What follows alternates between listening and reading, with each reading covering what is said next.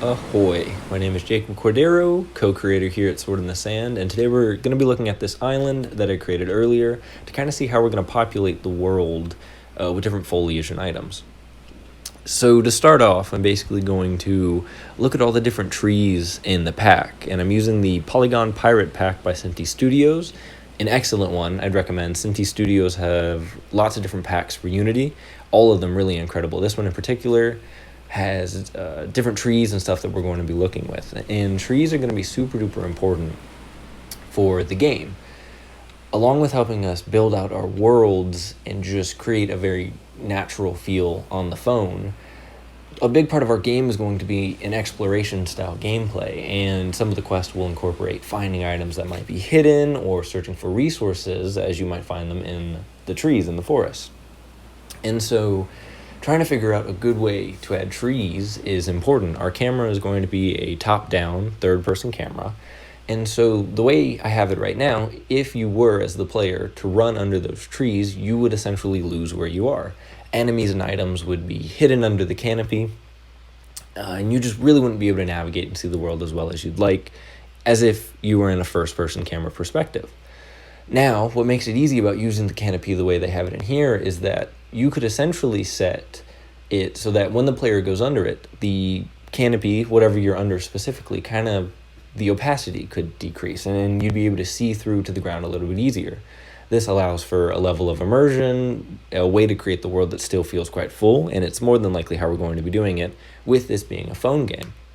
It's very important to us that we keep a third-person perspective, because on the phone that just looks very, very nice, and everything in this pack, all the assets look incredible. You'll see every once in a while I pull the camera up for a bit, and this is sped up quite a bit, of course, but every once in a while I kind of pull the camera up to see how it's going to look from a bit further away in the perspective you'll be seeing it on your phone. And this next part, after I kind of figure out how I wanted to do the trees, right here, I wanted to move the character about to make sure, because that character is going to be the size of you, the size of everyone in the world, so I wanted to make sure that the height of everything was okay, once again. But over here, I'm going to start trying to figure out some of the smaller foliage.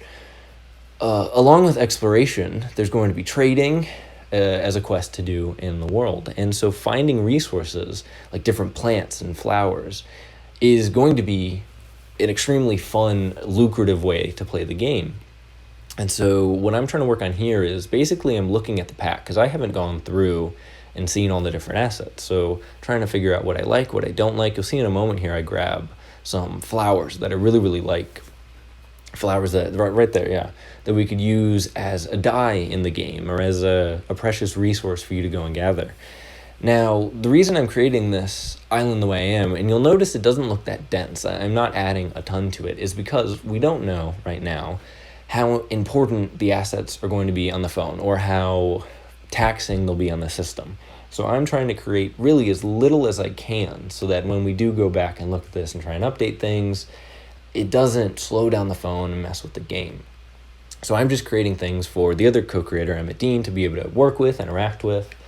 Along with that, I'm really just trying to figure out the pack. So you'll see here I start putting around different shrubbery near the rocks to figure out what I like, what looks good next to it, and I actually end up picking this guy, spin him around a bit so it looks like he's hugging the rock. And I'm just trying to get a feel for how we can make each of the islands unique, along with having similar trees and rocks and shapes. Every island needs to have its own particular feel to it. And so I'm not trying to fill out the entire island, more or less. I'm just trying to see, how do I want this one to look? So when I do come back to it in the future, I can add more grass on the ground and more flowers where I need to.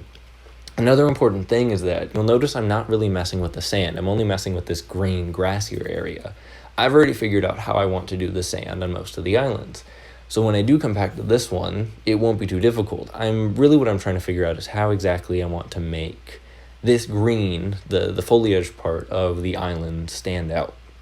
Now, you'll see me go over to it in a little bit, but there is another bit to this island to the right that as well has kind of a mountainy backdrop to it. And in the middle is a waterway that's going to be super duper important for boats to go through and drive through. And though, unfortunately, because I lost the footage, when I was shaping out these islands, I made sure that our different sized boats, right there you can kind of see, our different sized boats will be able to go through If you're being chased or hunted, or if you just want a quick way to go through the island, that's one way to do it. That's about everything. I don't have a lot of time for an outro, so thank you for watching and sail safely.